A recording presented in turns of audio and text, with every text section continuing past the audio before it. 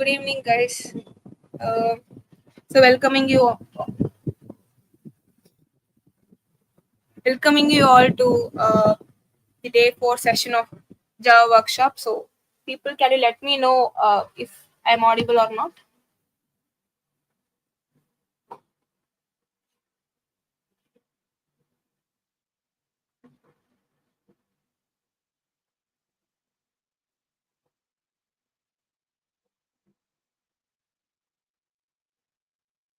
Hello, guys. Can anyone let me know if I'm audible or not?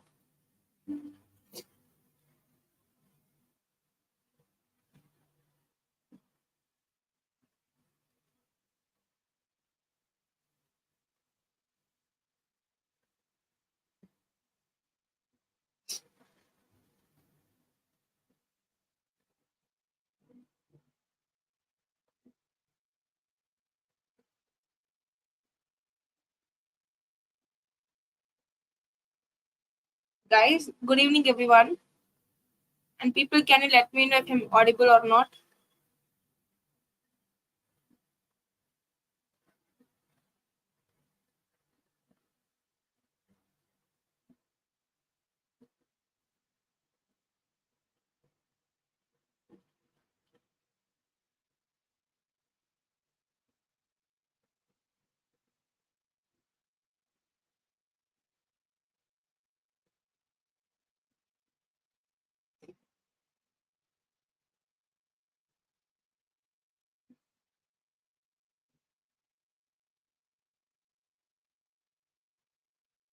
Guys, why there is no response from your side? Okay, thank you, Starex. Good evening, everyone, and let's wait for a couple of minutes in order to let others to join. Okay. Starex, my screen is visible, right? Is my screen visible?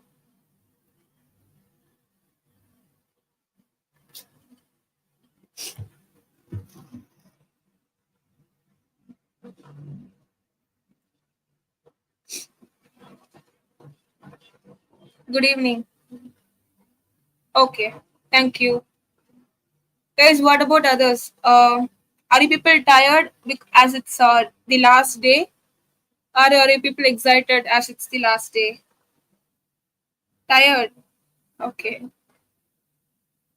How many people are watching Starex? Like, and guys, so I think yesterday we have covered the control structures, um, and the control structures. So, people, do you have any doubts in the concepts which we have seen yesterday, or have you practiced the concepts at your home? Excited, ma'am. Thank you, Starex.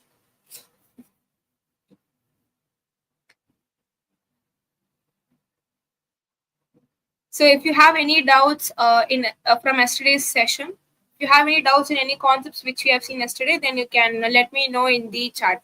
And I think yesterday we have seen about the control structures, and also we have solved a couple of coding problems.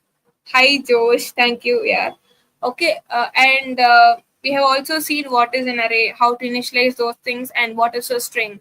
And today, let's start our session with exploring the more and more concepts when it comes to string builder and string buffer and the normal string class in Java. And we'll be seeing a very, very interesting DSA algorithm, which, it is used in most of the places. And yeah, we'll be seeing that algorithm, and then we'll be moving on to the OOPS concepts. Okay. Okay. Starax, can you let me know how many people are watching the session?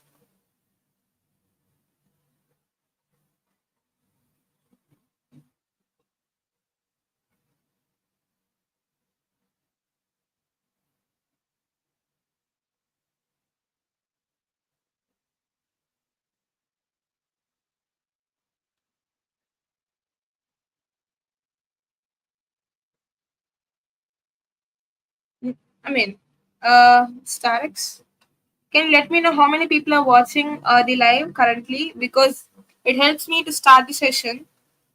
Already 5 minutes got over. Okay, so let me begin.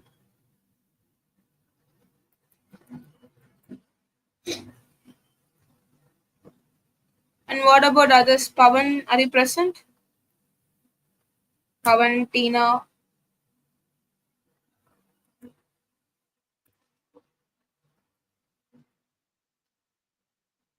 Okay. First of all, let me take a string input from the user. Okay.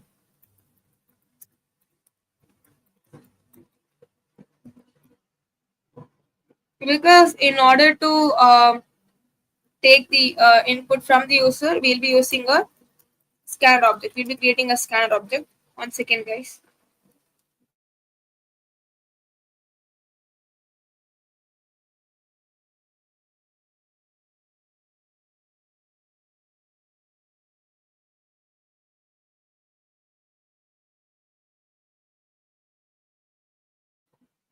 So yes, we'll be creating a scanner object. Okay.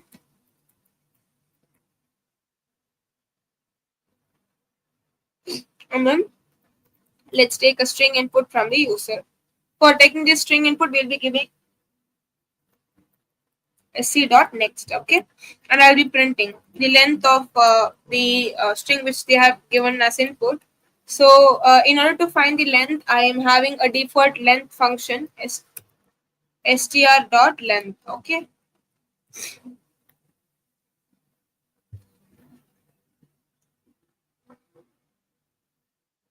So let me give an input. Welcome.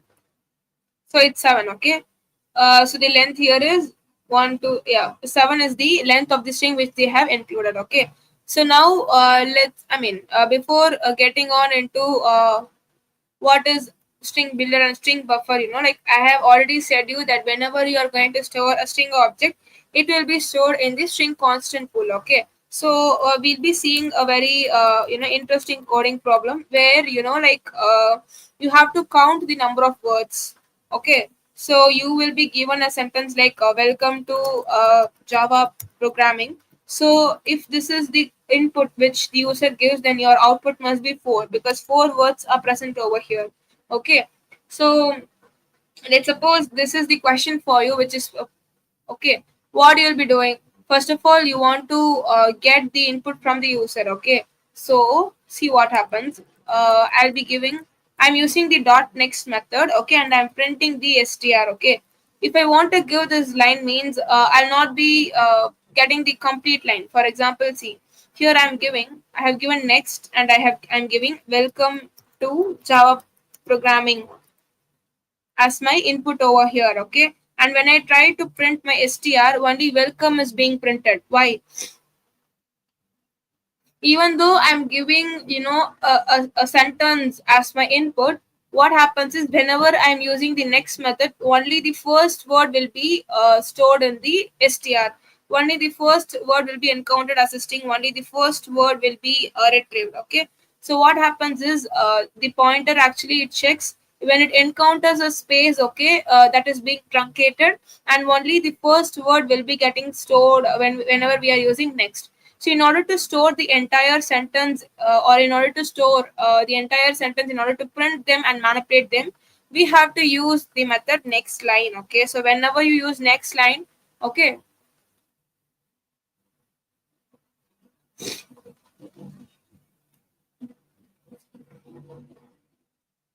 So whenever you use next line, when you give the same input, welcome to Java class, when you try to print the string, the entire string is being printed. Okay. So in this test case, in this scenario, what the question is, they'll be giving a complete sentence as the input, and your output must be the number of words. Okay.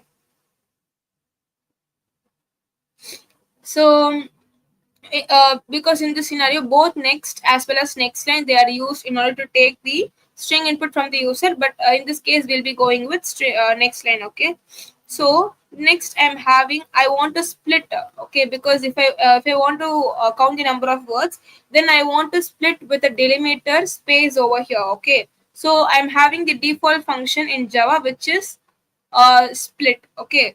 So I'll show what happens. This line is there, right? So this is a sentence, okay, which is getting mapped with str is equal to.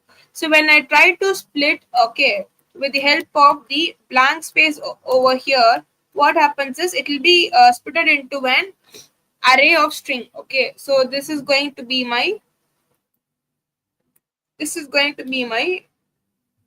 splitted array. It will be enclosed in array, and each word will be separated.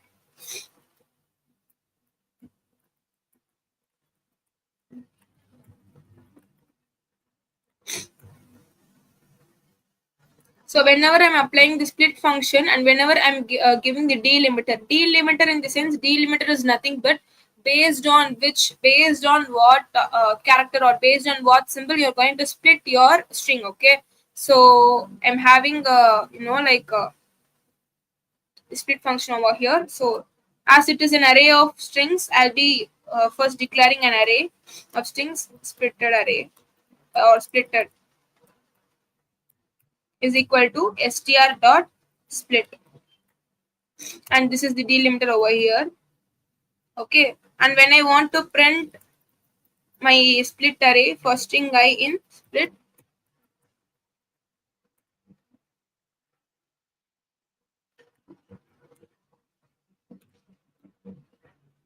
when I try to print, it will be printed. Welcome to Java.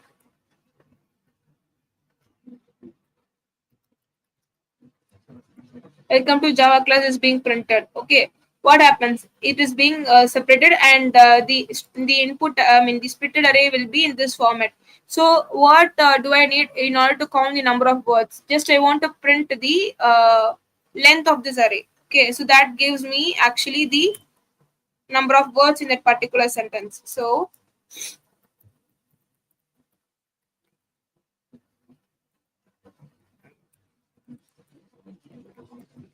number of words is split dot length.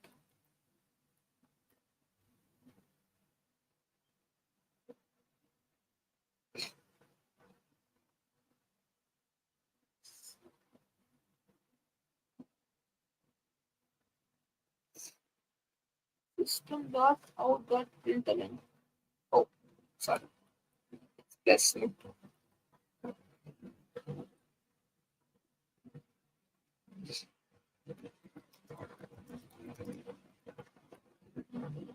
Okay. The number of words is 4. If you're giving any other input also, I ate ice cream. Number of words is 3. So this is actually, we are having built-in split function in Java, which is actually used to split your string based on a particular delimiter. So this is one of the coding question. Guys, are you clear? Hi, Shamira. Guys, are you clear with this example?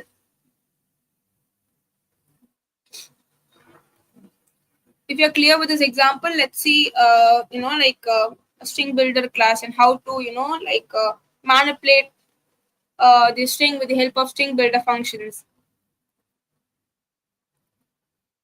Okay, thank you, Varshit.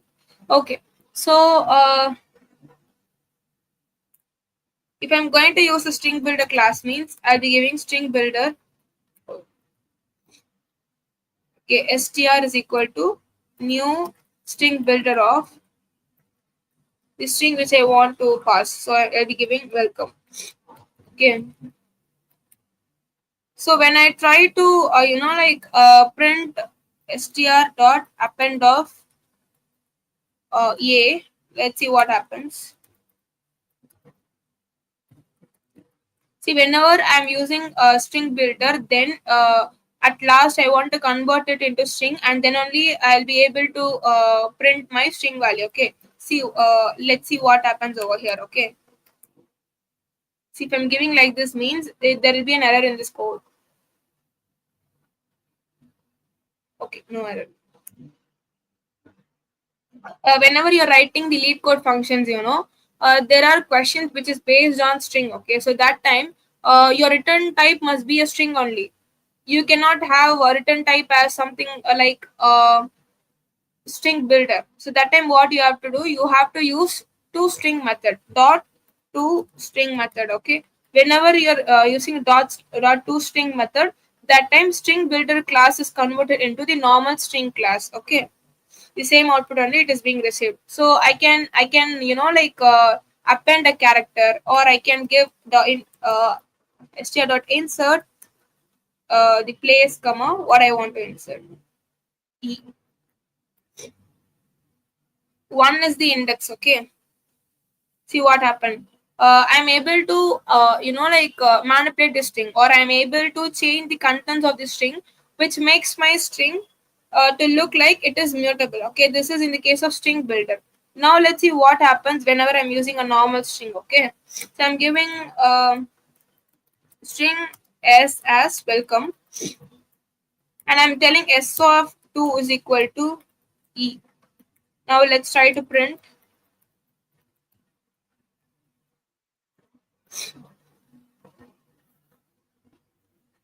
I'll be encountering an error. Okay, because string is array is required, but string is being found.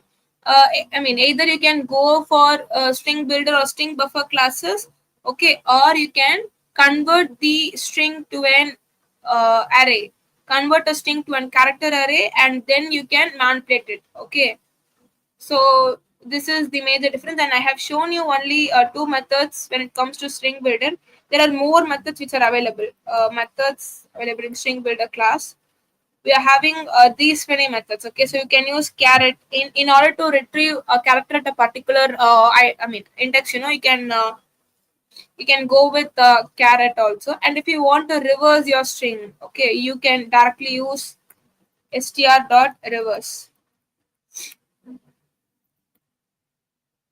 Using str.reverse, directly you'll be able to reverse the string. So there are various methods which is available with the help of string builder and string buffer classes. So you can go with this, and this is all about how to manipulate the string using string builder. Now I'll be telling you a coding question. Just let me know the different approaches in order to solve. Okay,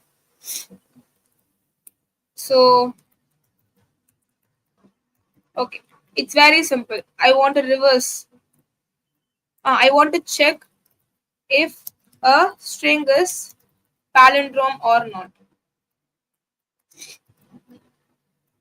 Palindrome in the sense, if my string is AABAA, it is palindrome, because when I try to reverse it, after reversing, what happens? It is again AABAA.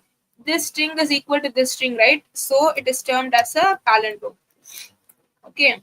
Now, if I'm telling a word called drone, then after reversing, what will be the reversed word? ENORD.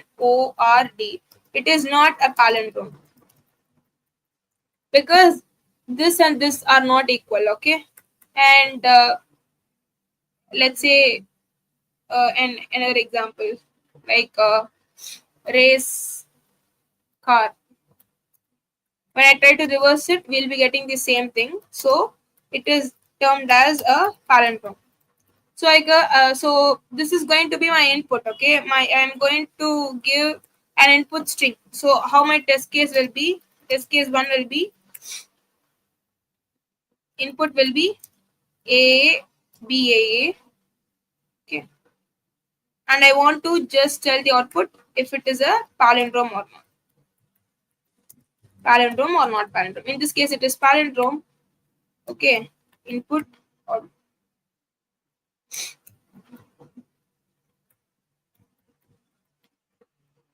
in this case, it is not a palindrome.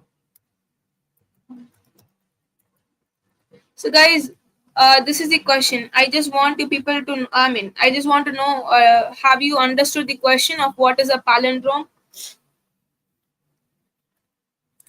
Barshit, Shamira, Starex.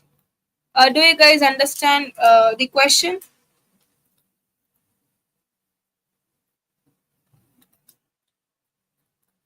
Oh, okay. Logic is simple. In this, we make two variable, okay, which starts from 0, okay, and the other one starts from n, okay, and we check that if Okay, Varshit, can you let me know the name of this concept?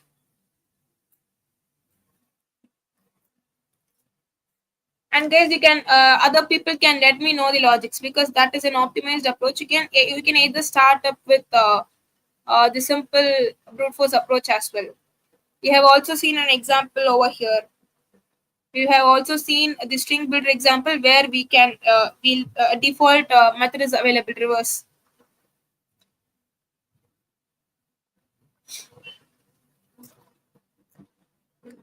Hmm.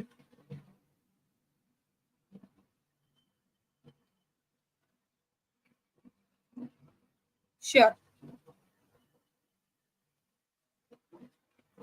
Guys, does anybody know two pointer approach other than Varshit?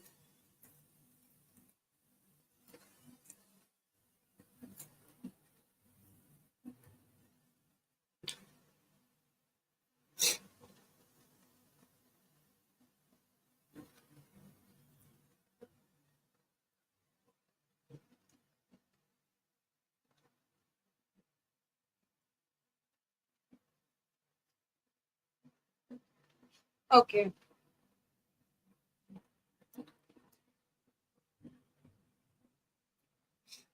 Okay, others, are you trying with any other logics, or can I just tell uh, what is two pointer approach, and then we'll be solving it in the code itself?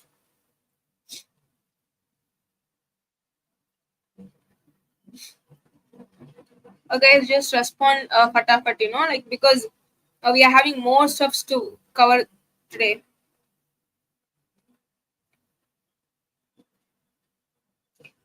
Is anyone trying any other logics?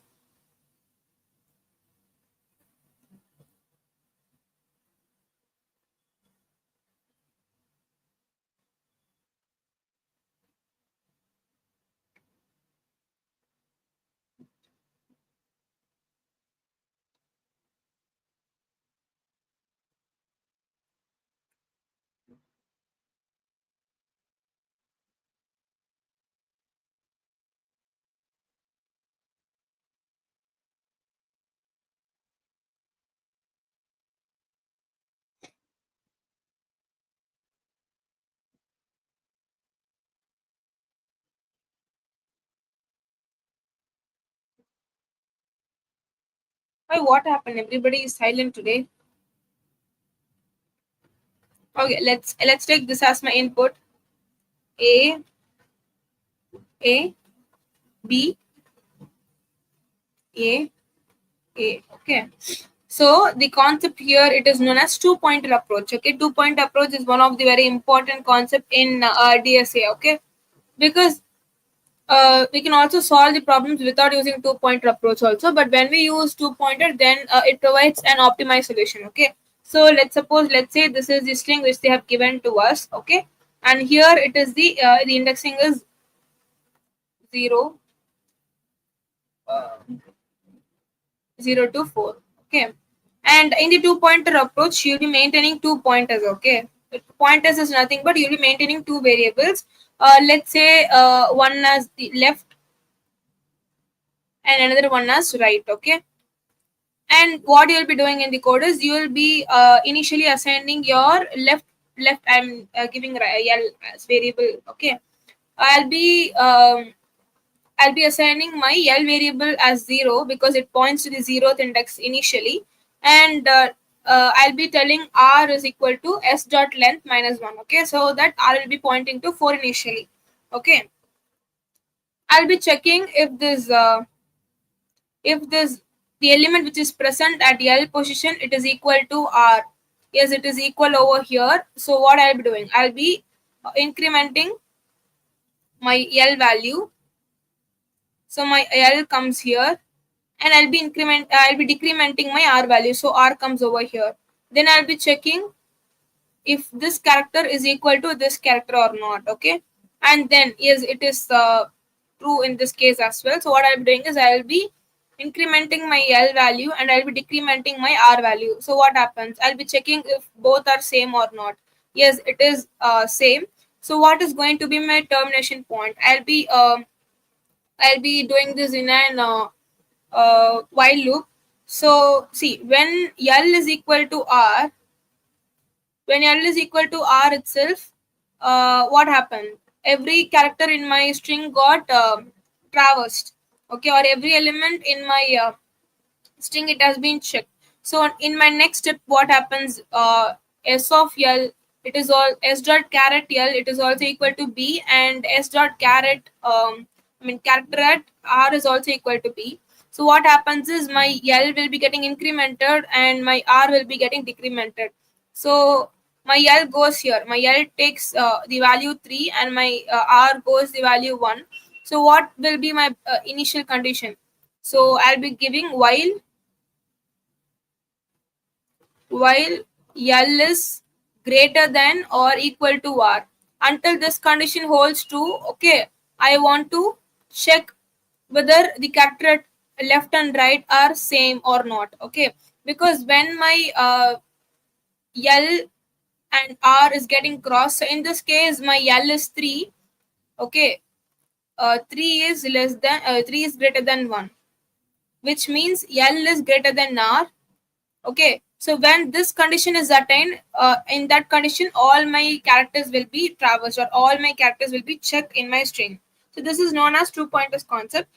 This concept you can even use whenever you are trying to reverse a string, or you can use whenever you are trying to reverse a character array. Okay, in everything it works. Guys, are you clear with the two pointers concept?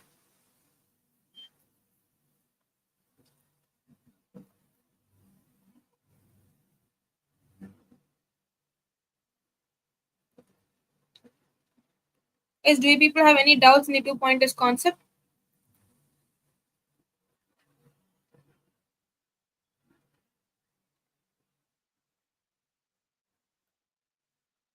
Why today nobody is?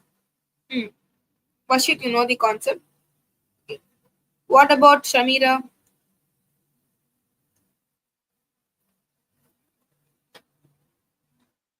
Hmm. Okay. This is another approach. This is the brute force approach. What you'll be doing is you'll be reversing the string and you'll be checking with the input string whether the reversed string is equal to the input string or not. Okay. So in this case, what will be my time complexity?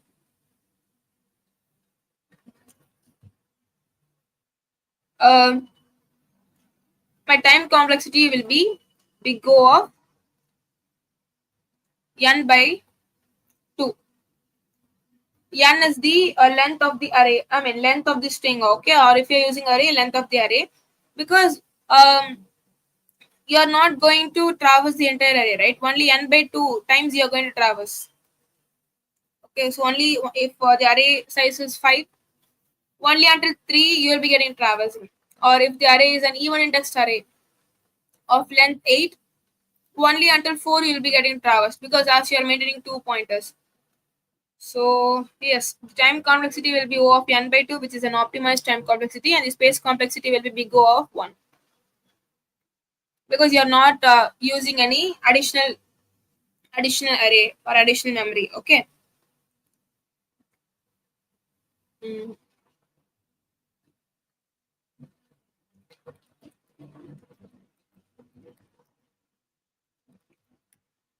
Guys, those who have asked, like those people who have asked,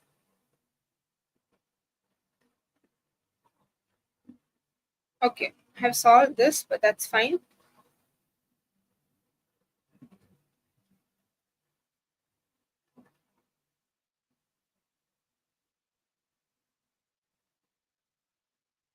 Okay, so can we solve this problem in lead code, or can I show you in online computer itself?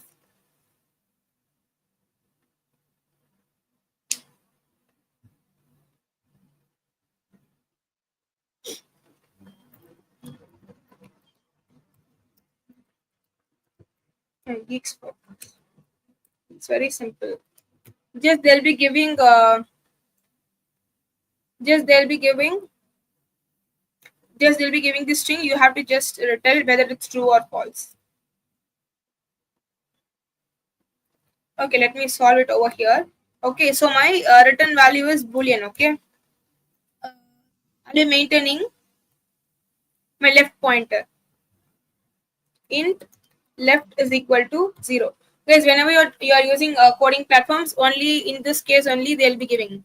Okay, you are not supposed to, you're not supposed to take any input and all. Just you have to write the function block, function code.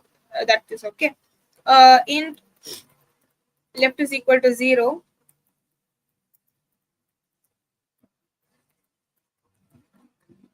S dot length minus 1. While left is less than or equal to right,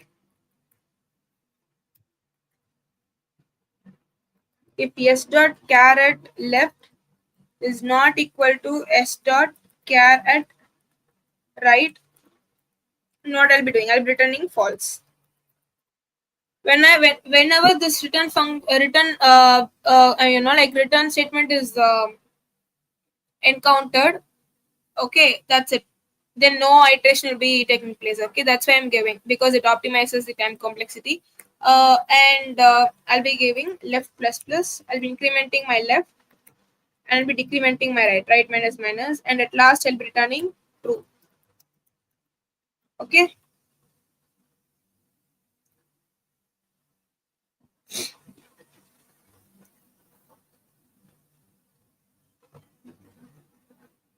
So only this condition is this condition you have to be uh, very clear. Okay, just you're not going to check if both are right or not, if both are equal or not. If for example, if I'm having g over here, I'll be checking if L is not equal to G itself, I'll be returning false. Okay, when I return the false directly, then these things will not be checked over there. Okay, that's why I'm giving a return. In a function or in a method, whenever a return statement is encountered, the thing which you are giving in a return statement will be the return type of that particular function. Okay, so when I try to submit,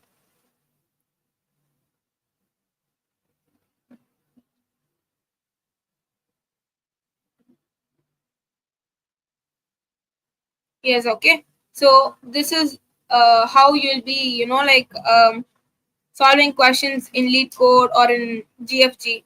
Okay, so guys, I think somebody have asked to solve problem in lead code. As I have solved there already, I have solved it in GFG. Is it clear to you guys? And I think some have asked to write how to code this logic.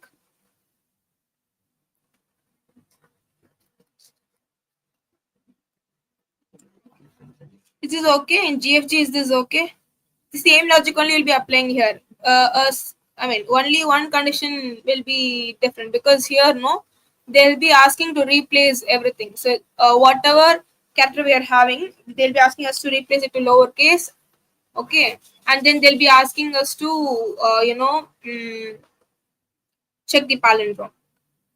Same thing only. Here they have directly given the string. Here we have to do some kind of pre-processing steps, and then we have to check if it is a palindrome or not. Here in this case, like you have to remove the spaces, you have to remove the commas, or you have to remove the special characters and all those things, and then you have to convert all the characters to lowercase, and then you want to check it's whether it's palindrome or not. Yeah, there are many ways to try this code, of course. Yeah,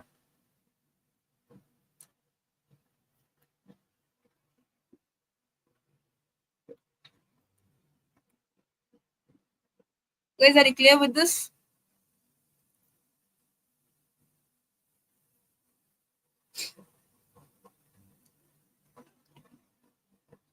Guys, are you clear with the two pointers approach? And this is the two pointers approach. Now we'll be seeing the oops concept in Java. Can we move ahead to oops concept? And then if time permits, we'll also be seeing the collections in Java. Okay.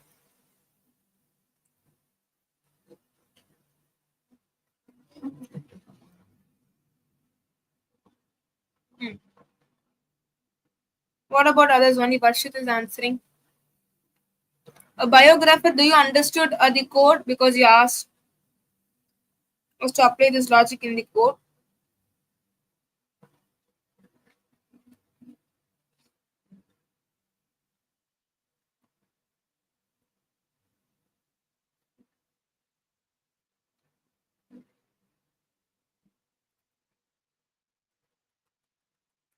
I'll be showing you the problems, like which involves two pointers. Okay. So there are 209 questions which is based on the two pointers approach. Okay. And you know, you can solve all these questions. Here, this longest palindromic substring container with most water. These are all the very frequently asked questions when it comes to interview. This is an important question. And longest palindromic substring, um, permutation, expermutation, trapping rainwater. So just go through the concepts and go through the problems which is given in lead code. Okay. Now, when you come to see about the OOPS concept, wait, I'll be showing you.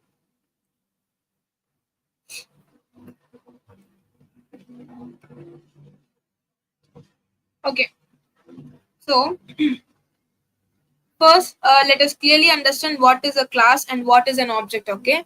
And then we'll be understanding the four key terms which is present over here, and we'll be seeing what is an inheritance, and there are various types of inheritance in Java, and we'll be also seeing the polymorphism, the runtime and the compile time polymorphism. And people, whenever you're attending for technical interviews, for sure, if you're having good luck, you will be asked the concept of method overloading and method overriding. Okay, in Java, and that is nothing but polymorphism. Okay. Okay. So, whenever you try to see what is a class and what is an object, okay. For example, let me give a use case, okay. For example, I want to create a student database, okay, where, let's say, mm, okay, I'll be entering the data of the students which is present in the computer science department, okay, and whose batches, whose like incoming batches 2021. So if I want to create one object for one students, in the sense, class is nothing but it is the blueprint of an object. Okay. For example, whenever if I take a student class, okay, there will be the common parameters or the common attributes which will be common to all the students. Okay, because all the students will be having something which is known as ID. All the students will be having a name parameter. Only the value is going to change.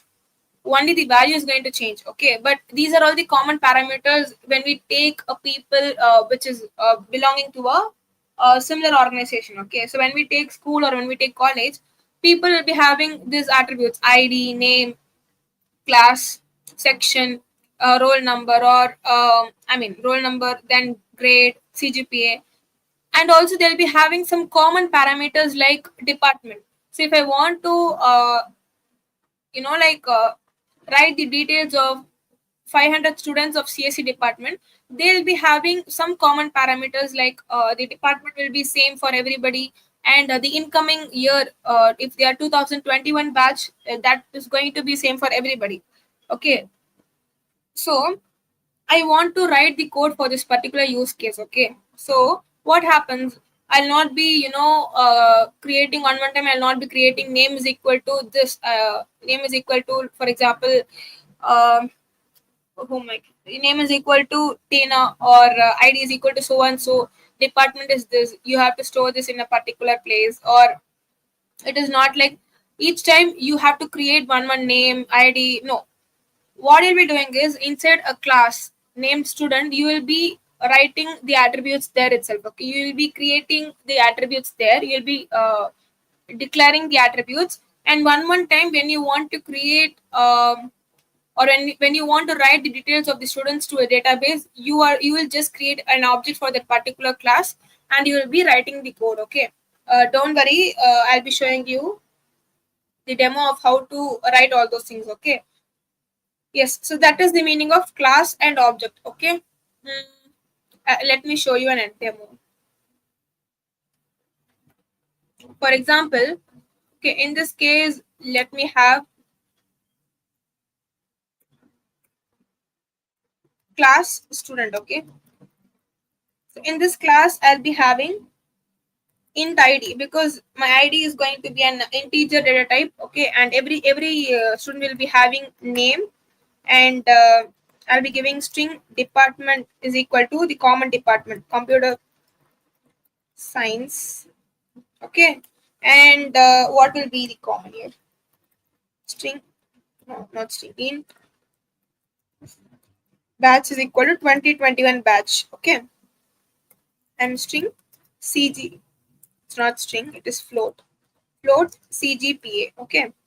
Okay, so these are known as my class variables or instance variables. Okay, and guys, this is an example to demonstrate what is a class and what is an object. Okay, so in this class I'm having the instance variables. I'm having 5 instance variables, which are id, name, cgpa, department, and batch. Okay, let's say the use cases I want to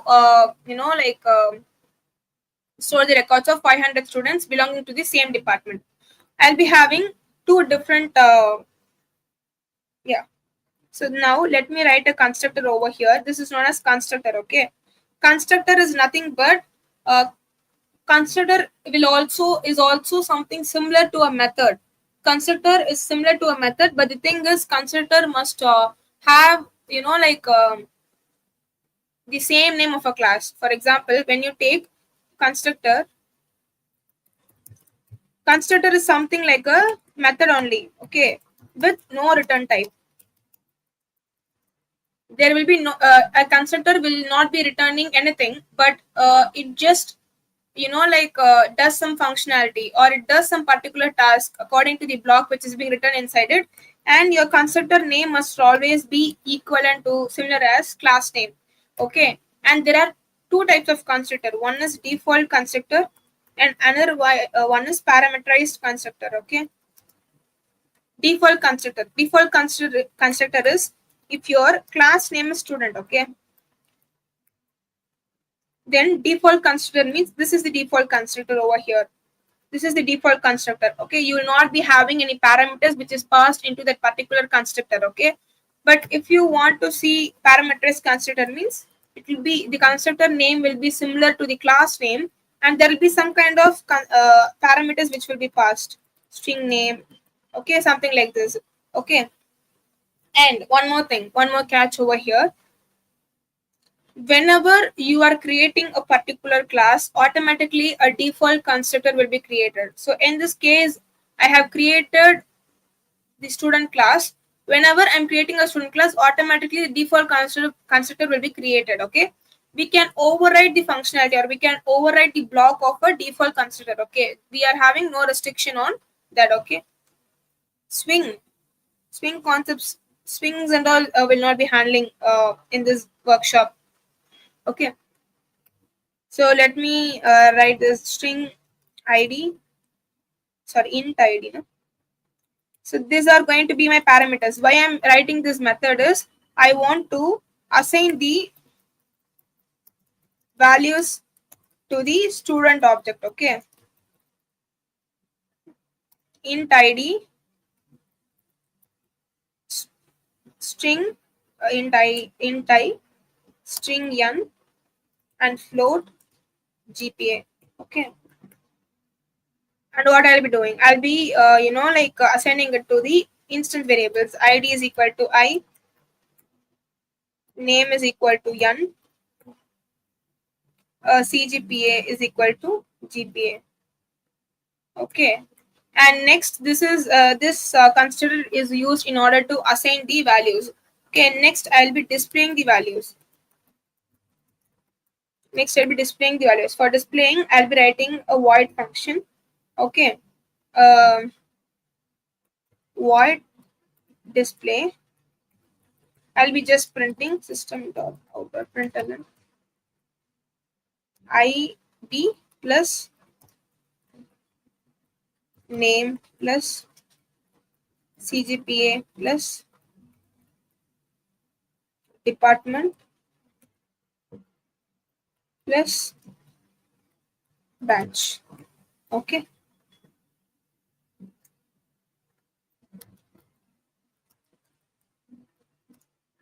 Okay. So now here let me create an object. Okay. And whenever you want to create an object, you have to use new variable. Okay. And I think you people remember whenever we want to take an user input from the user, we used to create a scanner object. Okay. So in the scanner object, we use the new keyword. Okay. Similarly, we have to use the new keyword. And how you have to create the object is you have to give the class name. Class name here is student. Student S1 is the object name, or object 1 is the object name, is equal to new student of. You have to pass the parameters. ID is 1, name is Kirti, okay, my name. Then CGPA it's 8.59, okay. And I have created an object. Okay, so whenever you are creating a class, if you want to use the variables of that particular class, or if you want to use the methods of that particular class, you can only manipulate it. You can only use it with the help of the objects. Okay, and now in this case, you will be giving object one dot display. Let's see what happens over here.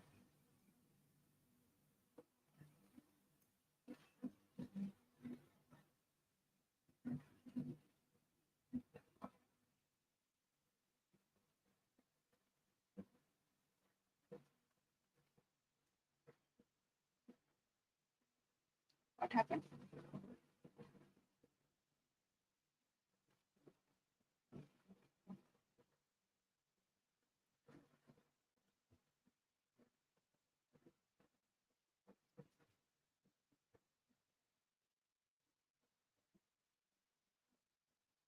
Let me use Eclipse.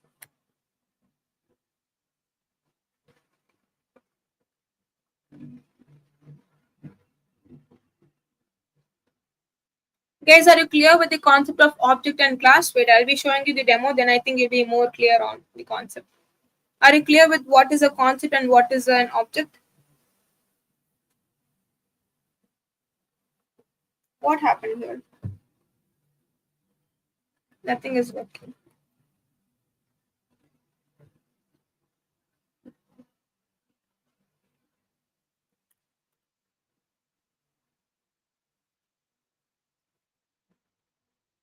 Okay.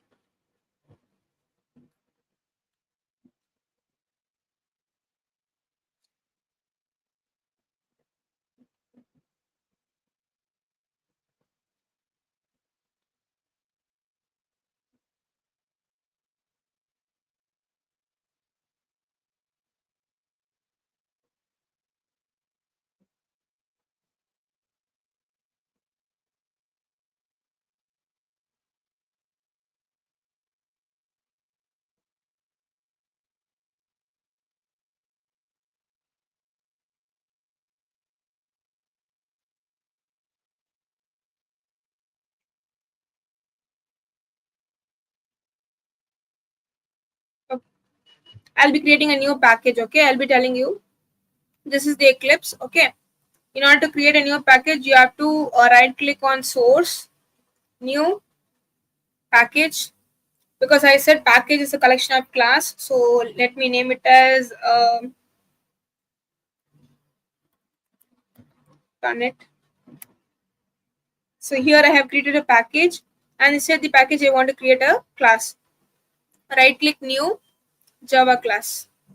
My class name will be student. Okay.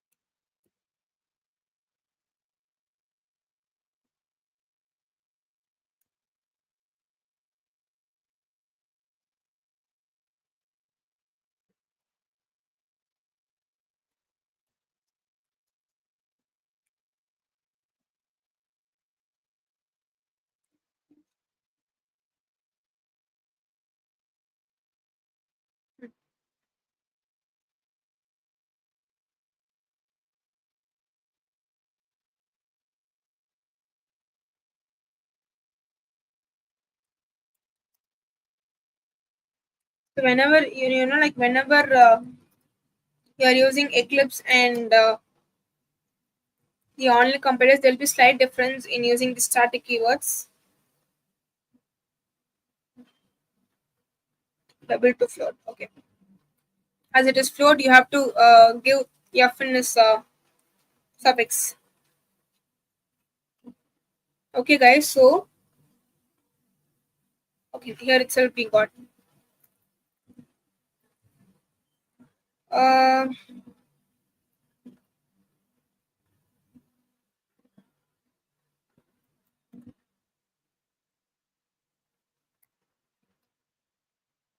okay, this is my student class.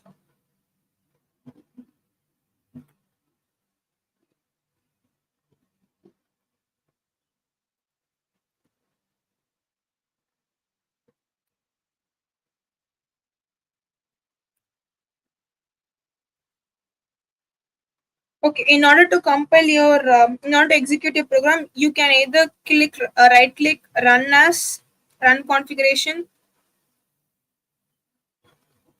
You can wait. Can you Alt Control X, Alt Shift X? Okay, you're getting the output over here. Okay, just give just give Alt Shift X. You'll be displayed with the screen. Here you click Run Java application, and then you'll be getting the result over here. Okay. So, see here I have created a student class, which is the blueprint of a student. Okay, because a student will be having an ID, name, CGPA, department. I have given the common department, and batch also I have given, because I'm going to enter the details of the students belonging to the department computer science, and the students who are belonging to the batch 2021 batch. Okay, and this is the parameterized constructor which I have used over here in order to assign the values, and this is the normal method. So only with the help of objects, you can access the variables of a particular class, or you can access the methods of a particular class. So if I want to create 500 students details, means just I'll be creating another object, student oh, student object 2 is equal to new student of uh, any name, next student name 8.9 f, and I'll be displaying object 2 dot display. Okay, and I'll be creating another student object 3 is equal to new student of 3, and the CGPA will be object 3 dot display. Just I'll be creating 3 objects for this particular class, and that's it. I'll be able to store it easily in my database. Okay, this is being printed. I am giving only the values which are changing for each and every student. Only the name, ID, and CGPA values will be changing, whereas department and batch will be constant to everybody. So this is the meaning of what is a class and what is an object. Guys, are you clear with this initially? And the reason behind learning means you have to be very strong when it comes to class and object concepts and OOPS concepts, because whenever you are preparing for your interview, there will be a round called LLD, low level design. Okay, so in that low level design, people will be asking you to create console based application. Okay, like a simple ticket booking system or hotel management system or something like that. Okay, clear. Okay, because if you are strong in LLD part, if you're strong in OOPS and object classes only, you'll be able to do all those things. What about others? Only Varshit is clear with this concept.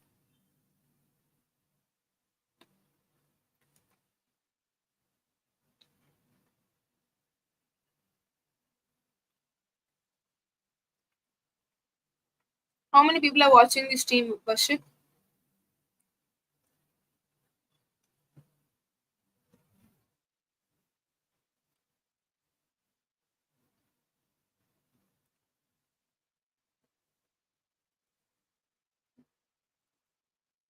Varshit, can you kindly let me know how many people are watching the stream? 6. What about the other 5 guys? Are you clear with the concept? Because then only it is the basic thing. Only when you're clear with this class and object concept, then only whenever I'm telling you the inheritance concept and all, it will be easy for you to understand. And in order to learn LLD, I will be preferring this this design. I mean, refactoring.guru. Okay, just here there are many design patterns which is available. Okay, so these are all the different design patterns. Why it's not getting scrolled? Okay, the different design patterns: creational, the factory method, abstract factory method, builder, prototype, singleton. Okay, and you'll be having different design patterns over here. So what I will recommend is study all the design patterns, and like first get an idea of how these design patterns are being developed, or how these patterns are being designed, in which flow it is being designed. Okay, and what do you mean by a singleton class? What do you mean by like whenever you are creating uh, the abstract method, what is an abstract method, what is a factory method, what do you mean by a prototyping method? So learn all those patterns, because various design patterns are used according to different use cases. Okay, and if you have good knowledge on these design patterns, when an interviewer is putting a question in front of you, and if you know all these methods, with the help of this methods itself, you will be able to create an efficient system. After building your efficient system, when you're explaining, if you're explaining with the help of stating like I have used the prototyping design pattern over here, and I have used the singleton design pattern over here, it adds more weightage to your profile.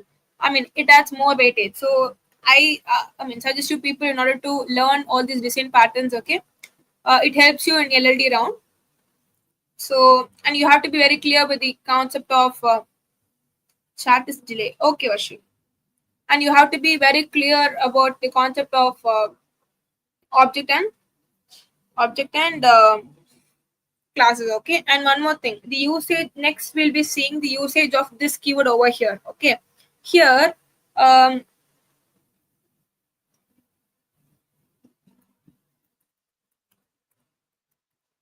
we are having two special keywords in Java. One is this, and another one is super. This keyword, it is actually used to refer the variables of that particular class.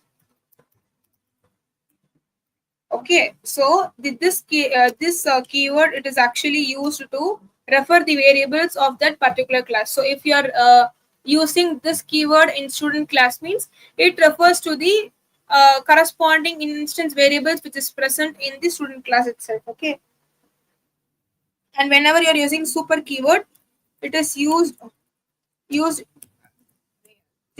to represent the variables of the parent class. This is super class you'll be using only in the concept of inheritance. Okay, so I'll be making use of this keyword over here. So in this case, what happens, like these are all my instance variables, right? So my instance variables and the variables which I am passing into my constructor, it is different. Here I'm representing id, but here I'm representing it as I. Here name. Okay, because name and n are not similar. Let's see what happens in this case. I'm going to have my parameters which I'm going to pass inside my constructor, and both my instance variables is going to be same. Let's see what happens. See, I'm giving like this. Okay, id name cgpa, id name cgpa. Okay, let's see what happens over here. Alt shift x.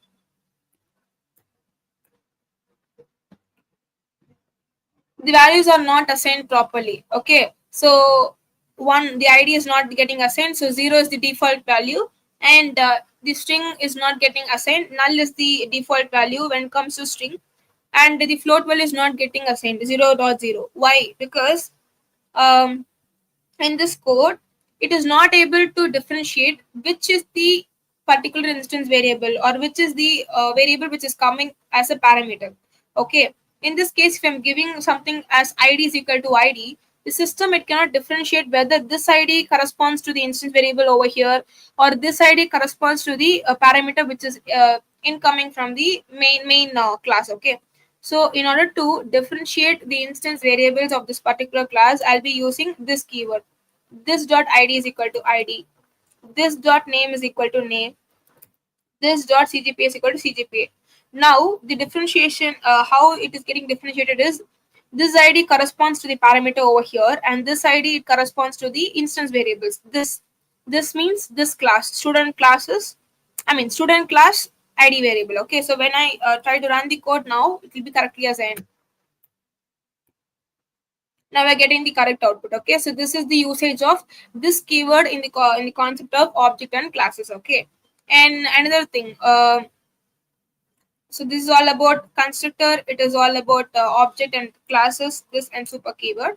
So when you come to see about inheritance concept, inheritance is, see, I'm having two classes. Okay, let's say class A and class B. Okay, in my class A, I'm having four methods.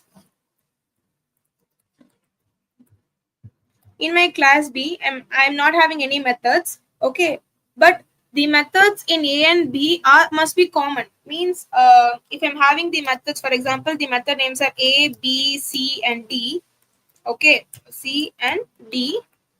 I'm going to have another class. In another class also, I'll be having the common methods. Like, I need the functionality of the methods A, B, C, D. Okay, so with the help of inheritance, it is not necessary to again write the four methods, again write the functionality of the four methods. Okay, what I'll be doing is, I will be inheriting the class A in B. Okay, I'll be inheritance is nothing but if you want to make use of the instance variables, or if you want to make use of the methods of another class in your that particular class, you will be inheriting that class. Okay, so when you inherit the B class from A, B class becomes the child class, and your A class becomes the parent class. Okay, so when you inherit, it is not necessary that you have to write again the four methods block in B as well. You can directly use the methods A, B, C, and D without defining it in the child class. Okay, so inheritance is nothing but you are going to inherit the properties, the attributes, and the methods of a class into another class. The class from which the inheritance, the class from which the properties are being inherited is known as the parent class, and the class which is going to inherit, which is going to use the properties of another class, is known as child class. Okay, so this is inheritance. I'll be showing you the demo of what is inheritance, but we'll be seeing when it comes to inheritance, multiple inheritance is not supported in Java. Okay, we do have inheritance like, these are the different types of inheritance, right? Yeah. So we do have single type of inheritance, multi-level. Single means class A is present, class B is going to inherit the properties of class A. Okay, this is single inheritance. Multi-level inheritance means class A, class B, and class C is present. Okay, class B is going to inherit the properties of class A, and class C is going to inherit the properties of class B. Okay, and hierarchical is nothing but class B and C, both classes are going to inherit the properties of class A.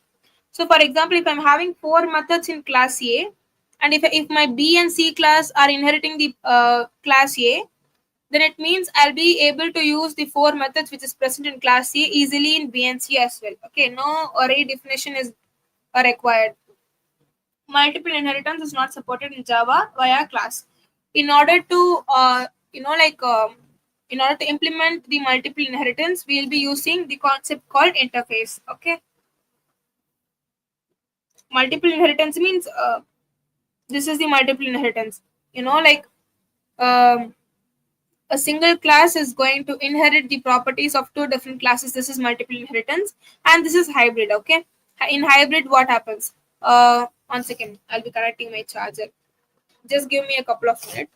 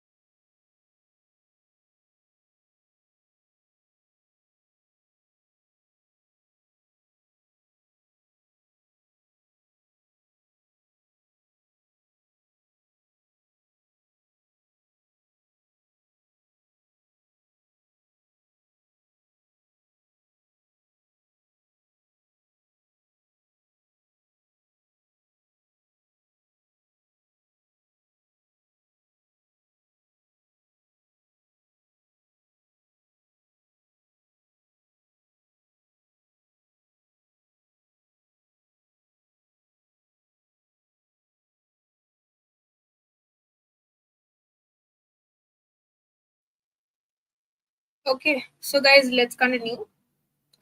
Sorry for the interruption. And yes, so in hybrid class, what happens is we'll be having a parent class, class A. So class B as well as class C. Both these classes are going to inherit class A. And a single class, class D will be inheriting class B and class A. Okay. These are the different inheritance. Okay. So let me give you an example of what do you mean by inheritance. Okay.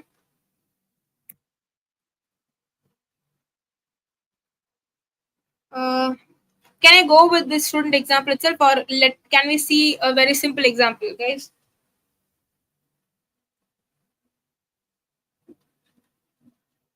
Varshit, this example is fine, right? The complexity of this example is fine, right? Or is it more complex for you?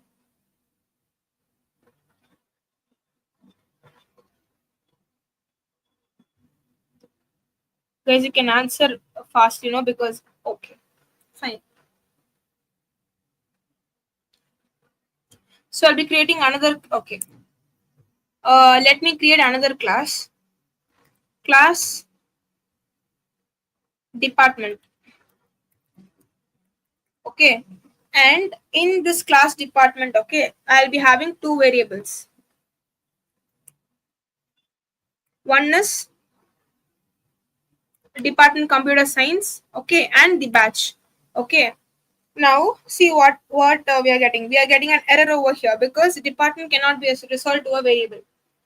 I'm not having the department variable in my student class. Okay, I'm having it in another class called department. Okay, and batch also I'm not having here. So that's why I'm not able to like map my department variable to department variable and match variable. Okay, now I have said no, like if you are going to use inheritance, you can use the instance variables and the methods of one class into another class. Okay, so I'm going to inherit the properties of department class into student class. So just I'll be giving extends department. Now the error is being resolved because as I'll be able to use the instance variables and the methods which is available in department class and student class as well. So what I'll be doing is directly I'll be like mapping both the classes. Okay, so now my this class becomes the parent class and this becomes the child class. And when I try to like execute the code, same output only will be retrieving, but the thing is I'm just showing you the difference between inheritance. Okay, so this is the example of a simple inheritance, a single inheritance, because only I'm extending one class from another. Okay, so guys, are you clear with inheritance concept? Okay, okay, fine, worship. There's nothing wrong in that. Okay, it's fine. Even if it's delay, like I just need the response from your side because nobody is responding. I don't know what other five people are doing, whether they are able to follow me or not. I don't know. Okay, so Varshit, you understand the inheritance concept here, right? Child class. One more time, you can respond. So this is the simple, like this is actually the simple inheritance. Okay. Okay. Cool. Next we'll be seeing I mean guys, like you explore more on a multi-level and hierarchical. So simply inheritance means you are just going to make use of the variables and I mean you're going to make use of the properties of another class in one class. Okay, and next thing is the polymorphism. Polymorphism in the sense, for example, I'll be telling you a very simple real-time example. Okay, for example, let's take a person. Okay, let's take a normal individual or a normal human. Okay, he do have several roles according to the place where he is. Okay, For example, let's take his profession to be a teacher. Okay, so a normal human, okay, when he is in the college, or when he is in the college, he takes the role of a professor. Okay, but when he is, in home, he is taking the responsibility of a family man. A same person is same, but according to the places, he or she take different roles, right? So when it comes to college, she is a professor, but when she goes home, she is a mother, or she is, a family woman. So similarly, only polymorphism works. Poly means multiple, which means according to the place where that particular variable is. A variable can act as two different, you know, a variable can have two functionalities. The variable name is going to be same only, but according to the function, or according to the place where it is being used, it can take two different functionalities. Okay, that is known as polymorphism. And we do have two types of polymorphism in Java, which is compile time polymorphism, and the one is runtime polymorphism. Okay, so another name of compile time polymorphism is method overloading, and another name of runtime polymorphism is method overriding. Okay, we do have constructor overloading as well. Okay, constructor overloading is nothing like, for example, I'll be first explaining you what is meant by method overloading and method overriding, and then we'll be seeing the examples. Okay, for example, I'm going to have the method called add. Okay, add. In my first add function, I'll be having two variables, int num1 and int num2. And in I'm going to have in the same class itself, I'm going to have another add method where I'll be having int num1, int num2, int num3. Okay, so for example, when I'm trying to create an object, okay, I'm going to make use of this method uh, object dot the method name add. If I'm passing 1 comma 2, automatically it gets mapped to the method over here, and this method will be getting executed. Okay, or if I'm creating an object 1 comma 2 comma 5, that means it will be directly automatically getting mapped to the add function where three variables are passed as the parameters. Okay, so it gets adapted. So method overloading in this sense, the method name will be same, but there will be a difference in the number of parameters. This could be a case. Okay, two conditions will be there. So my method name will be same, but the number of parameters whichever I'm going to pass inside that method will be different. Or one more thing, uh, int num1 float num2. Here in both of these cases, my add method will be the same, the method name will be same, but the parameter data types will be different. Here when you consider these two, the number of parameters is same. In the first case also I'm having two parameters, in second also I'm having two parameters. Okay, but the thing is the data type is different. Here it is int and int, here it is int and float. This is also an example of method overloading only. Okay, but when you consider 2 and 3, here the number of parameters itself it's different. Okay, so let's code it. Okay, I'll be taking a very simple example.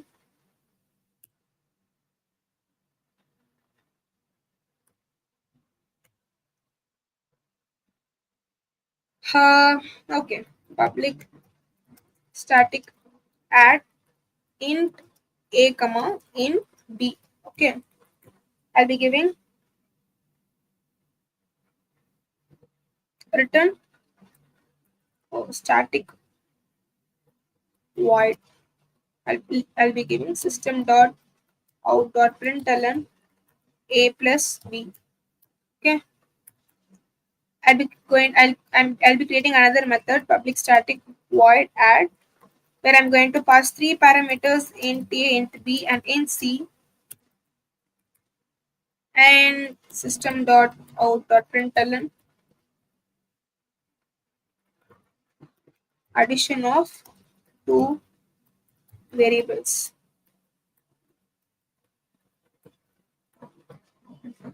Here it's addition of three variables,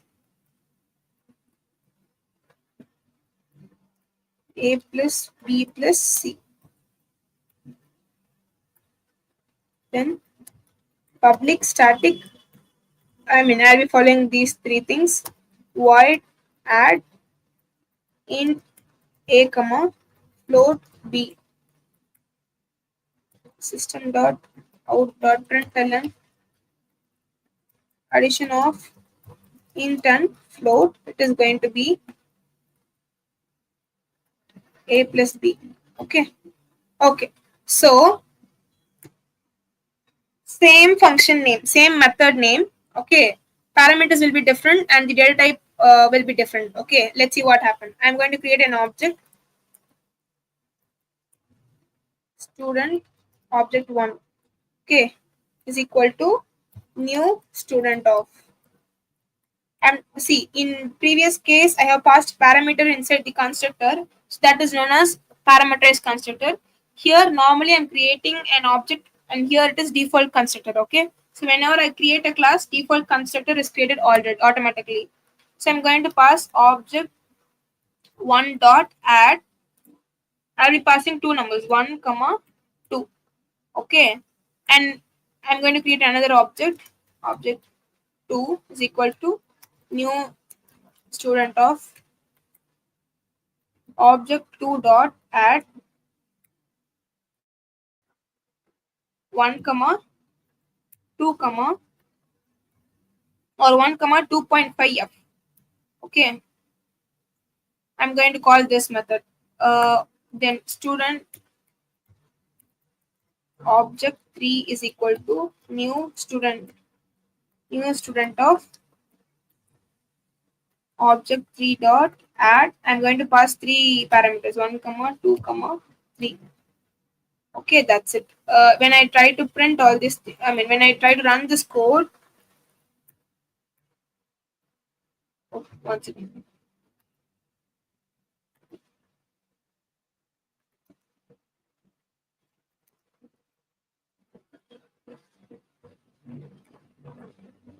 Okay, see what happens.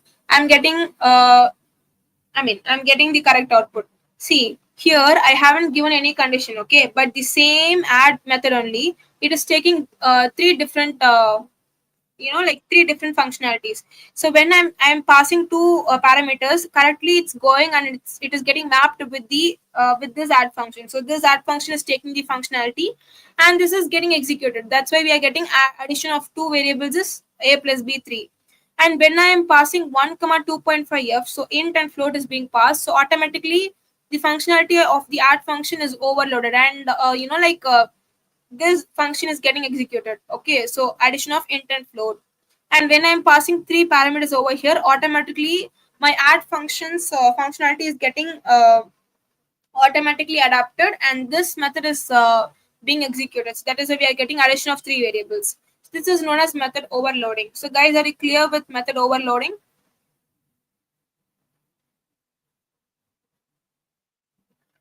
If you're clear with method overloading, then we'll be moving on to method overriding. Varshit, are you clear?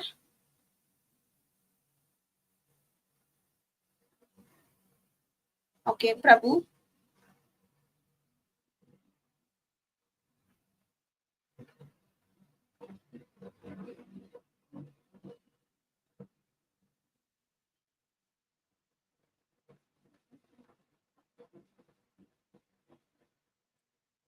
Okay, so what about others? Clear. Okay. So next is method overriding. Method overriding is nothing but you're going to override the content of one method. For example, in class A, let's say in class A, okay, you have defined the functionality of a method like let's say display. Okay, So you are going to have the display method. You're having a display method in class A, and you have defined some functionality for that. Okay. In class B, I mean the class B must be a child class of A, and in class B again you are going to redefine or override the functionality of display method, and this is called as method overriding. You're going to override the functionality of the method in its corresponding child class. Okay, and this is known as runtime polymorphism. Okay. um okay, so here yes, let me have something like this: public static void display, and we're printing system dot out dot println. I'll be printing it as parent class. So here I'm having a display method in department parent class, and there I have defined the method as it must print the thing as parent class. Okay, I mean the functionality of display method is to print parent class. Here I'm going to redefine public static void void run void display system dot out dot println child class. Here, when I try to create a new object, or when I try to create an object, and when I try to call object one dot display or shift X, child class is being printed. Whereas in parent class, I have defined the functionality as it must print parent class. Okay, but I have redefined the functionality, or redefined overridden the method display, and that's why it is printing as child class. Okay. Uh, so this is all about method overriding. Okay, so guys, are you clear with polymorphism concept? Polymorphism is nothing but the same method name. Okay, we are going to play with methods only when it comes to polymorphism. Same method, it takes various roles according to the places. It takes different roles according to the functionality, according to the parameters, according to the condition. It takes various roles. Okay, and that is the meaning of polymorphism. And one more thing we have next is the abstraction. Okay, abstraction in the sense I'll be telling you the real time example of where abstraction is being used. Okay, yes. Abstraction is nothing but see, for example, I want to call my friend and want to convey happy birthday. Okay, what I'll be doing in order to call my friend, I'll be just taking the mobile, I'll be dialing his number, okay, and I'll be making a call to him. I'll be conveying my wish, and then I'll be talking. Then I'll be winding up the call, right? Uh, Only the functionality is available to me. In the sense, if I want to make a call to my friend, only the functionality is available to me. Like I'll be able to make a call to him, but I don't know the backend works of how the signal is being processed, or how the connection is being established between my friend's mobile and my mobile. I don't know the exact backend. For example, whenever we are using social medias like WhatsApp or something like that, if I want to send a particular message, or if I want to send an image, I'll be sending it to you. That's it. I don't know the backend logic and all. Okay. So the meaning of abstraction in this sense, whatever functionality or whatever code or whatever thing is required for the user in order to use that feature, it is only given to the user. Okay, but all those backend logics, it is not being provided to the user. I mean, are you getting my point? In the sense, users will be having users will be able to like use the functionality, or they'll be able to use a particular feature, but the sensitive information or the backend logic is being abstracted. Okay, it is being kept very confidential. The confidential information, the confidential things are not exposed to the users. Okay, only thing which is required for the customers is they want to use that particular functionality, they want to use that particular feature, but the exact logic is being abstracted. I would be telling a very great example for you. Whenever we take Instagram, the I mean, we'll be surprised to know, right? What will be the algorithm of Instagram? Because we'll be, I mean, I don't know how many people have experienced this. We'll be having a convo with our friend, okay, and suddenly we'll be able to see the reels or the content related to the convo which we had, or we'll be browsing some things, but we'll be able to see those contents as well in Instagram or in other applications, right? In the sense, we don't know what the exact algorithm what Instagram uses, but we are provided with the functionality of using the application, right? So that is the meaning of abstraction. And in order to achieve the abstraction in Java, we'll be using the concept of interface and abstract classes, okay? This is all, this is the meaning of abstraction. And when you come to see what do you mean by encapsulation, okay, so as the names this encapsule, we know what how a capsule will be there, right? So the data along with the coding logic, it will be binded together and it will be, like kept as an encapsule. uh Encapsule in the sense it will be both binded together and then it will be used in various applications, okay. And actually, like, why I'm calling this as the four building blocks of oops concept is, this is the oops concept. Like, we used to, like, manipulate each and everything in Java with the help of classes and objects only.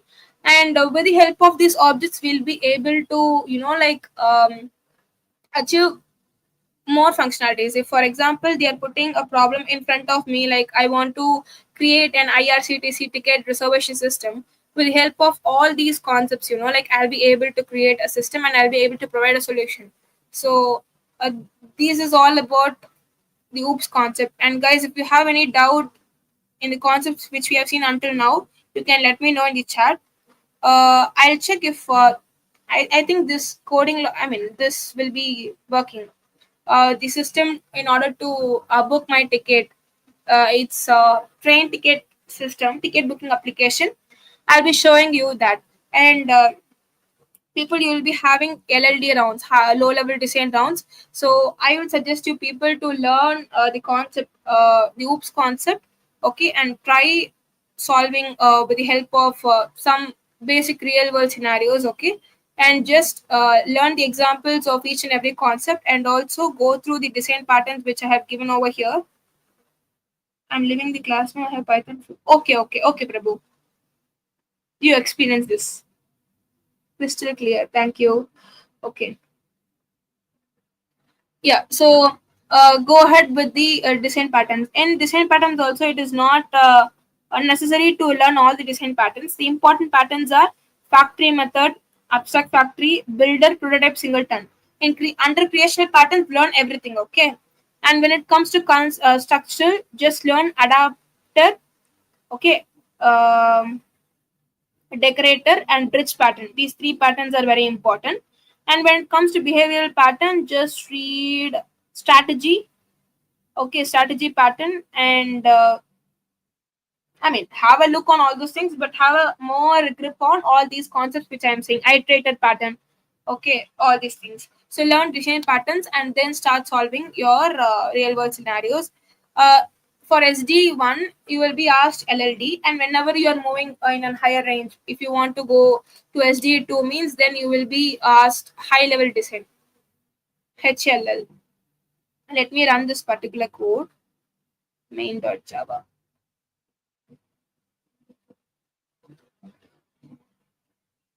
Just I'll be showing you the output, okay. See, this is how you want to, like, create an application, LLD application, okay. If they're asking you in interviews means, most of the companies will be asking this. They'll be calling it as long programming round, okay. First of all, I want to book a ticket, so I'm giving the option as one, and I want to enter the name, enter age, because we know in IRCTC only based on the age only, the allocations will be done, right? Age is 20. Enter birth preference. It is upper. Booking is confirmed. Okay. So again, I want to book another ticket. I'll be going with Varshit's name. Varshit. Age is, I don't know your age, but let me put somewhere around 20. Birth is, let's say, lower birth. Okay. And yeah, next thing is here actually in this question, no. I mean, they'll be giving the question also. Wait, I'll be showing you the question. IRC, IRCTC ticket booking application, LLD question. Yes, online railway ticket. So this is how the question we put forward. Okay.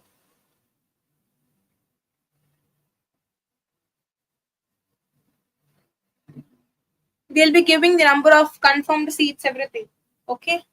Uh,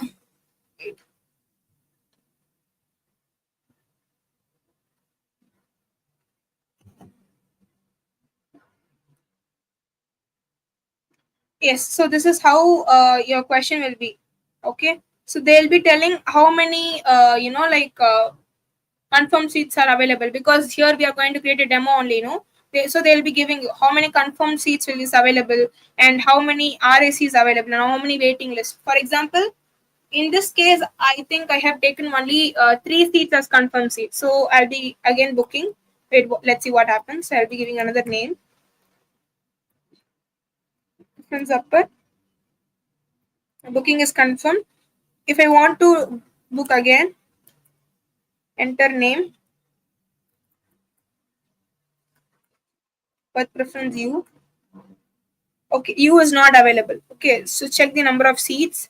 Okay, I think for each berth I have given two seats. Okay, so this is how actually the thing works.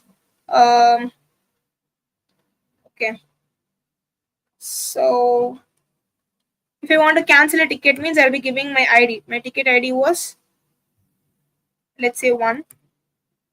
Success. Okay, if I want to display the confirmed seats, means I'll be giving like this. Okay, so this is the basic application of, like what you'll be doing in LLD rounds. Okay, so the question will be put forward you. There are many questions which is available. Okay, you can go check it out. In lead code also it is available, I guess. And guys, and whenever you are, for LLD round, you should also know ER diagram, entity relationship diagram. Okay, so just learn what is ER diagram and what are the rules.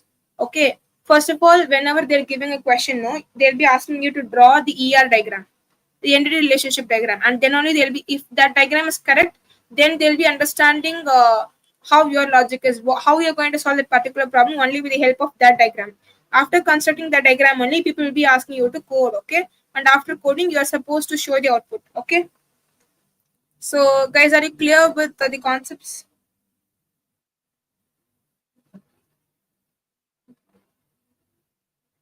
Ma'am, you deserve more views.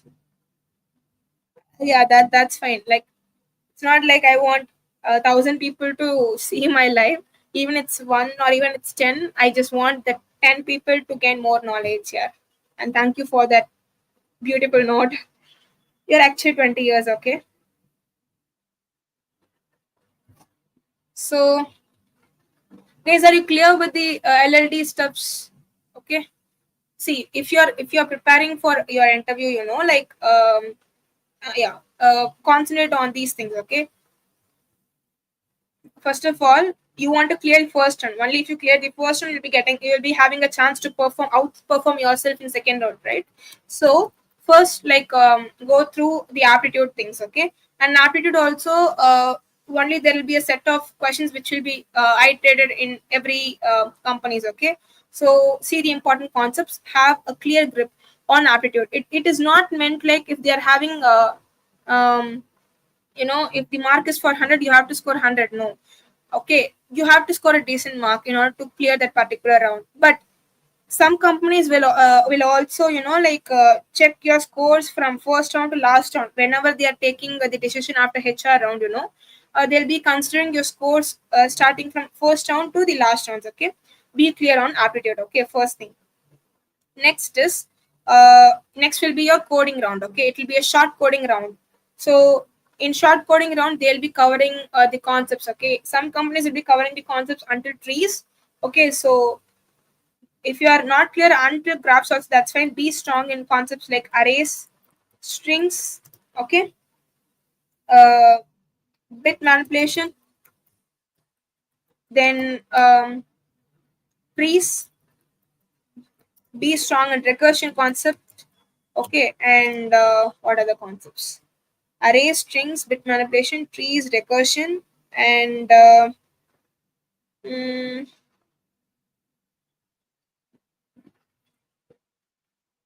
binary search.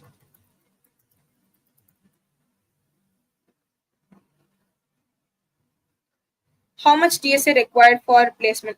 I mean, it is not like how much DSA Vashit. Actually, you have to, enhance your problem solving skills, and you have to enhance your way of approaching things, and that is what people sees. I suggest you to be clear until trees. Okay.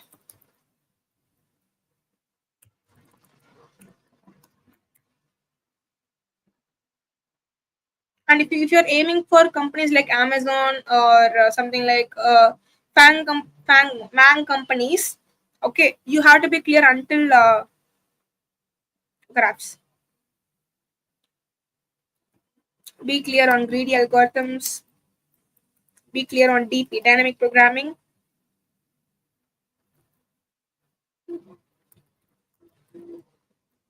Linked list, greedy, binary search.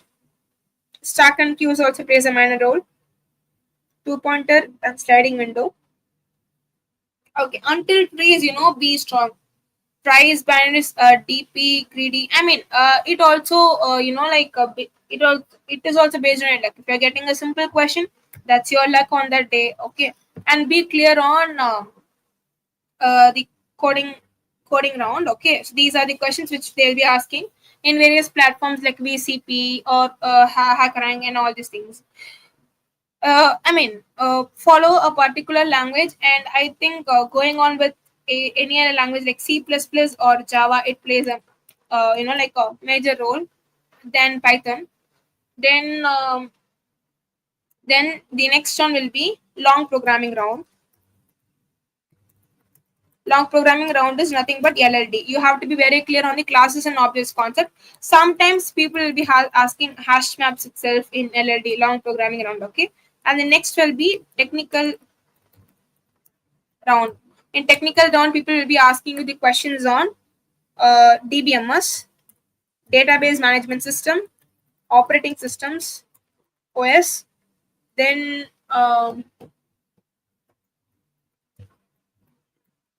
these give least importance to these things: computer architecture, OS, then networks.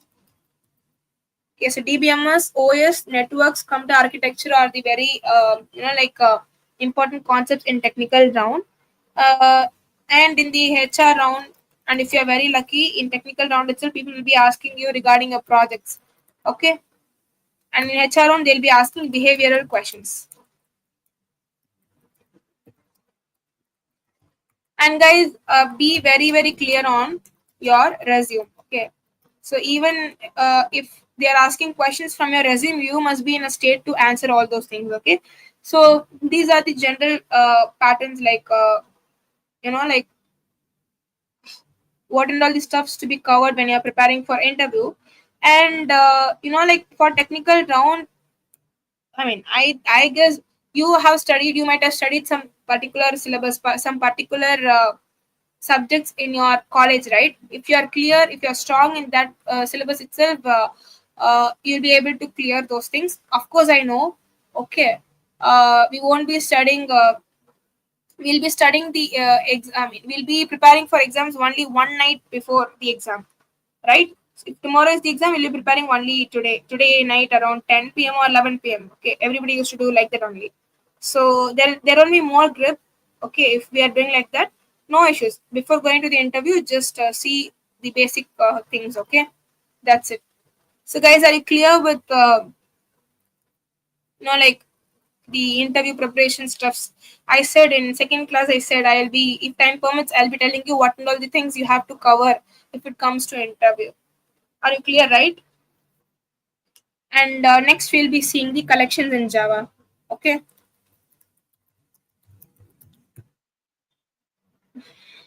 And collections. Okay.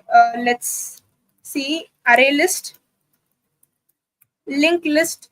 If time permits, we'll see linked list as well. Link. I mean, linked list. I'll be telling you how linked list will be stored. Okay. Linked list. Then uh, hash map.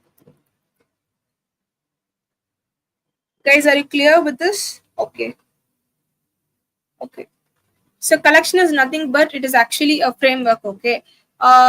What we use in Java, it is used in order to store the elements and to manipulate it according to our different use cases. Okay. And guys, be very clear on this priority queue, because many questions will be focused on priority queue as well. If you consider lead code and all, it is also an important concept, priority queue. Okay. And be very clear on stack and queue as well. Okay.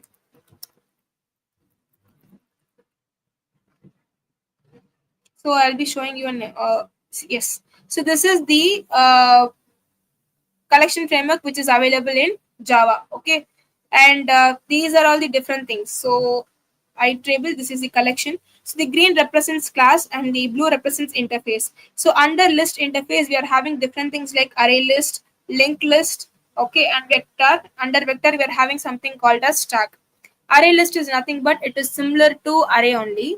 Okay, but in array list it will be kind of dynamically we'll be able to add the items in array list. Okay, array list is similar to linked list, sorry, array list is similar to uh, arrays only. Okay, and when it comes to linked list is actually storing the values with the help of next pointer. Okay, so whenever you are storing your elements in linked list, it will be getting pointed. Like,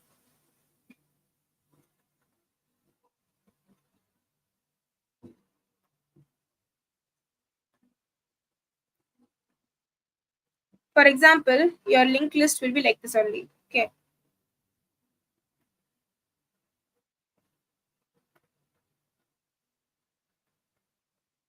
Okay. So let's say like this. Okay. And yes, the first it is known as the head of the linked list. The first element it is known as the head of the linked list, and the last element is known as the tail of the linked list. Okay. And you'll be having a separation over here. This is how the elements are stored in a linked list.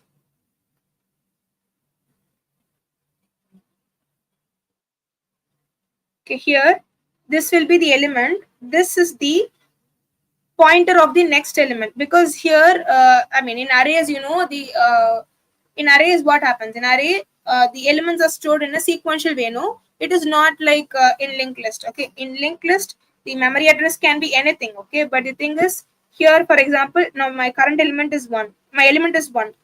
The thing which is stored in this memory address will be the memory of the next element. For example, my head is in 1000, I mean 100 space. Okay, 100 memory address, and this is somewhere in 201, and this is somewhere in 320, and let's say this is somewhere in 405. Okay, these are the, well, for example, you keep this as memory address. Okay, this is not in a linear fashion, this is not in a sequential fashion. Okay, so what happens, uh, this will be my current value, and this will be the pointer which points to the next node, and each and everything here it is called as node. This is termed as a node, a single node in linked list. Okay, so here what will be the value which will be stored? Here 201 will be stored, the memory address of the next variable. Here my next element in my linked list is 2, and here it is the memory address of my another variable. So here 320 will be stored. 320, I mean 3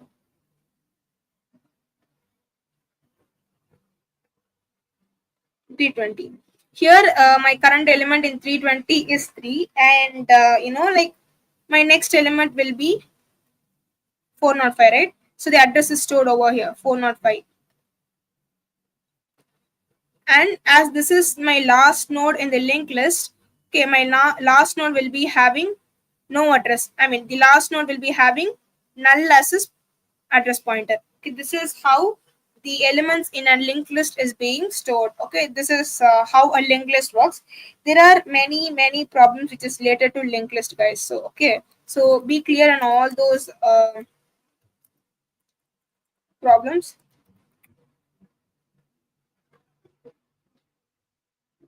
because people will ask you in linked list also.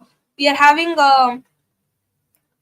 types of linked list: single linked list, singly linked list, doubly linked list. Okay, doubly linked list is nothing but here it is having in one way pointer, right?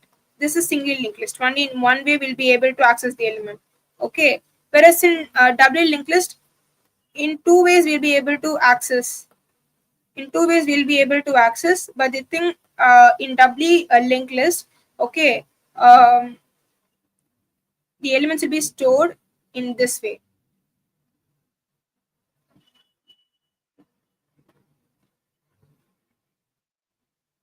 As we are running out of the time, I'll be telling you uh, in an overview manner. Okay,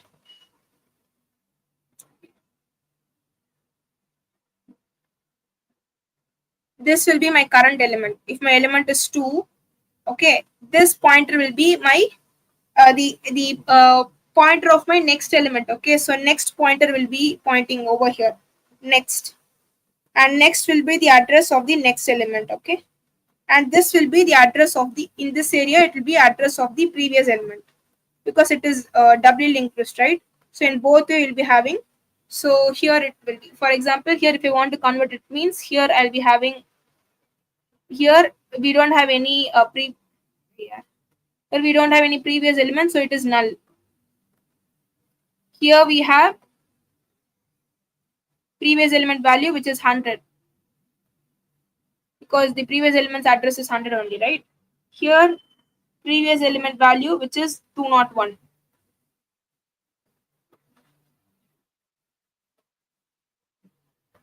Here previous element's value, which is 320. Guys, understood what is the meaning of a linked list? Varshit, understood what is the meaning of linked list? And hash map, and when you come to see what is an hash map is nothing but, okay, we'll be storing the elements in key value pairs. Okay, key must be unique one. Okay, and values it can have different things, and in array we'll be able to access the elements with the help of indexing, right? Whereas when it comes to hash map, you will be, like you will be accessing the elements with the help of its keys. Okay, and this is all about hash map. Okay, uh, okay, and then next collection is hash set. Set is actually stored in order to store the unique items. For example, I'll be creating,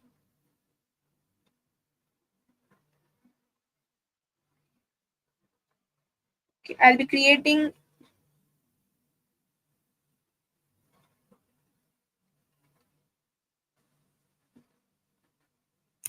an hash set. Okay, so let my hash set be hash set. In order to use collections also, you have to import the util library. Okay, hash set integer is set is my hash set name, new hash set of string. Okay, and let my array be an integer array, 1 comma 1 comma 2 comma 3 comma 3 comma 4 comma 5. Okay, for int I in array, set is actually used to store the uniqueness, unique elements. Okay, unique elements only it will be stored, and set does not allow us to store duplication of elements. The set will not allow us to store a duplicate element. Okay, I'm going to add set dot add I. Imprinting set means this is okay. So my initial array, it is 1 comma 1 comma 2 comma 3 comma 3 comma 4 comma 5.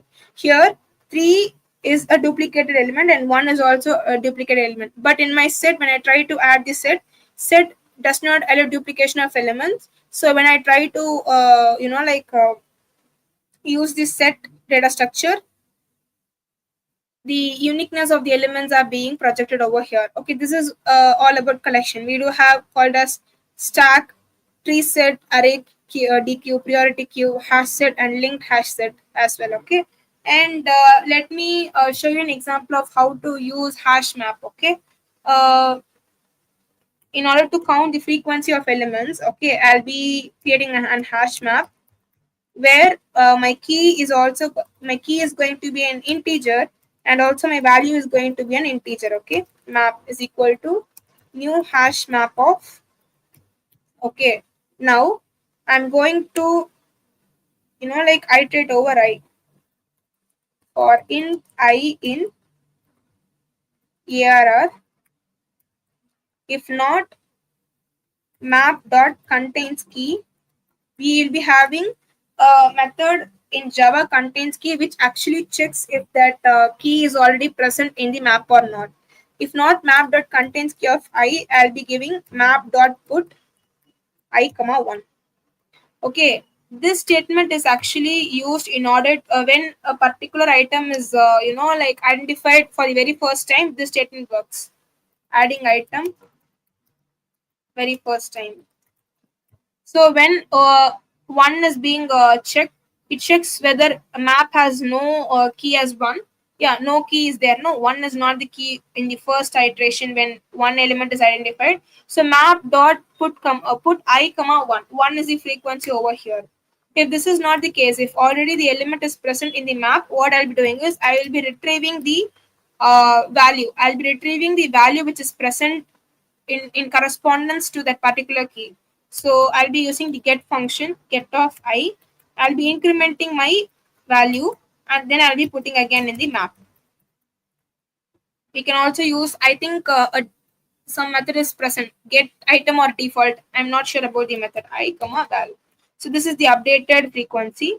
And then when I try to print my map, no, I'll be able to get the frequency of each and every items. So one is the count of 1 is 2. So 2 is present one time. The count of 3 is 2. 4 is present one time. 5 is present one time. So when you even learn a hash map, it also helps you in various areas. Okay. So this is all about the collections in Java. You people can go more, and you can explore a lot when it comes to collection interface. Okay, collection is also an interface. Okay, and if you people have any doubts, you can contact me. Okay, and this is my mail ID. Yesterday itself I have provided you kitnajyotiramesh at gmail.com. You can contact me in this mail ID if you have any doubts regarding any interview preparation, or if you have any doubts regarding Java or any technical doubts, you can let me know in this mail ID. I'll be replying you guys. Okay, so if you people have any doubts in today's session, the logical thinking is good, but I cannot write code. How can I improve? It can only be improved when you practice, questions. When you practice questions in various platforms, Varshit. Okay, and you will be able to see the improvement when you try practicing each and every question. You'll be able to get it. Okay, guys. If you have any doubts regarding today's session, you can post it in the chat. Okay, I'll clarify it. And I want you people to let me know the feedback of the entire workshop, Java development workshop, because as we are at the end of the workshop today, okay, I just want to know your feedbacks as well.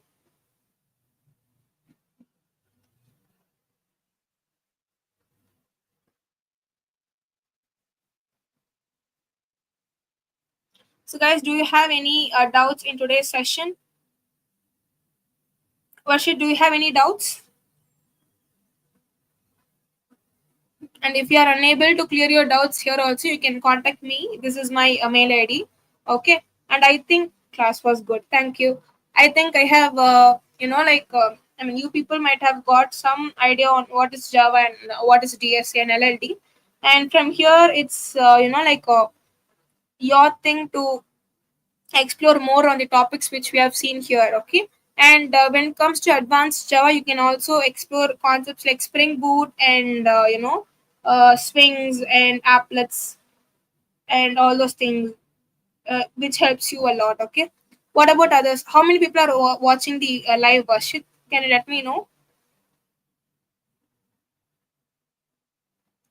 And I thank you people. Like you maintained a very good decorum. And yes, thank you for your patience, guys, for all these 4 days. Okay. I just want to know how many people are watching the live.